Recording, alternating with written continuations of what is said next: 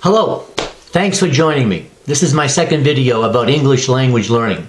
My first one was about approaches that work. If you haven't watched that one, I suggest you do so. Some of the ideas in that video will help with this one. Today's video is about eye and ear learners. But I'm not talking about learning styles. I'm talking about how we, as English language learners, have learned English up to now. What have we done to learn this language? And the video is for English language learning learners and educators in the United States and in other countries. And the question basically is, are you or have you been an ear learner, or are you or have you been an eye learner up to now? Have you been learning English with your eyes and ears, both of them? And to answer the question, we need to know something about exposure. The word exposure means how do we interact with English in our environment? At home, in school, at work, social media.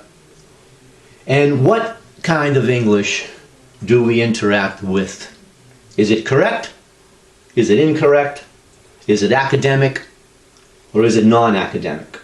And this includes listening, speaking, reading, writing. It's important for us to think about our native language, our first language. How did we learn our first language? So in the first year, we begin with ears, listening. And then after a year, we start speaking. We babble for the first 4 months. Babble means, what babies do. And interestingly, when we babble, we make all the sounds to speak all the languages in the world. So what do? We repeat what we hear. And we stop making the other sounds for the other languages. Then we start learning with our eyes, about 4 years, with reading and writing. And it's important for us to think about if we have strong language skills in our first language, if we have a good vocabulary and we understand the grammar, we can read and we have critical thinking skills, then that helps us learn a new language, a second, a third, a fourth, or a fifth language. So when we learn a new language, a second, third, fourth, whatever it is, some people learn at the beginning more with their ears, some people learn more with their eyes, some use both.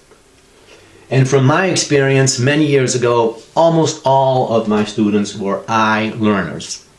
They read books, they did grammar exercises. Today, almost all of my students are ear learners. They do more speaking and more listening. They don't do that much reading. They don't do that much writing. And if I try to explain grammar to them, they look at me like I'm crazy. So this is interesting for us to think about.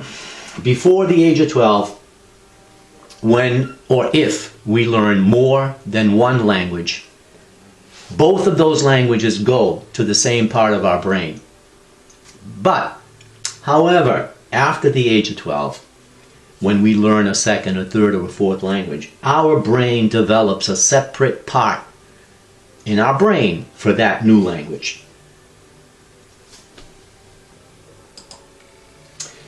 So, eye learners, they read, they write, they understand grammar, vocabulary is pretty good, pay attention to spelling because they use their eyes. They usually write more fluently than they speak. Fluently means smoothly, like water, like the wind. And they understand grammar explanations. They don't do as much listening and as much speaking, and they may not speak with too much fluency. You can almost see them when they speak, that they're translating. Ear learners.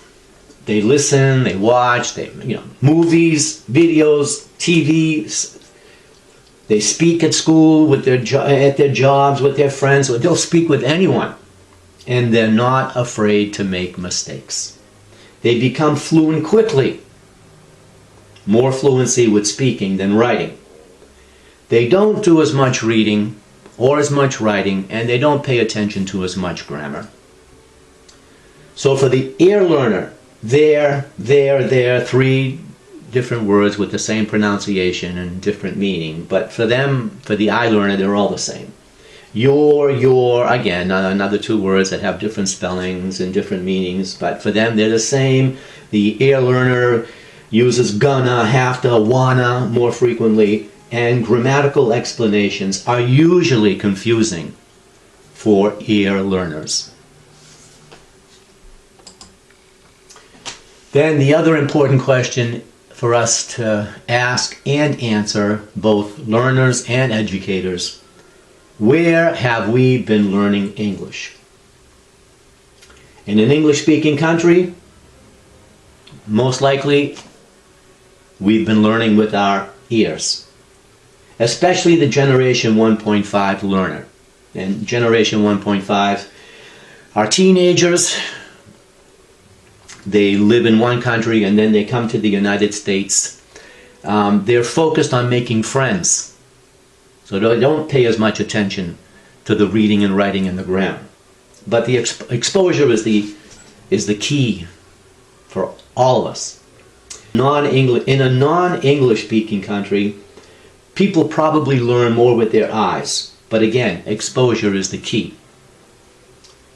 I taught 1 year in Hungary at the Technical University of Budapest, and all of the students I worked with were ear learners. They all played guitars and they played the Beatles songs. Then let's come back to exposure, because this is really key. Home, with parents, brothers and sisters, aunts and uncles, or whoever, friends, school, classmates, teachers, work, co-workers, in our social lives. And the key question is, are we exposed to correct or incorrect English? And this has to do with listening, speaking, reading, and writing. If we have been listening to incorrect English, we're going to produce incorrect English. And then we have to unlearn. We have to unlearn that incorrect English. And unlearning is more difficult than learning. Motivation is also an important factor for us to think about. What makes us do what we do? Is our motivation internal? Is it intrinsic? Does it come from inside of us? Does it come from inside of you? Or is our motivation external or extrinsic? Or does it come from outside of us? Does another person have to push us to do something, like learn English? What's best? From my experience, a combination of eye and ear learning with intrinsic motivation leads to someone learning English quickly. Thanks for joining me. Have a good day.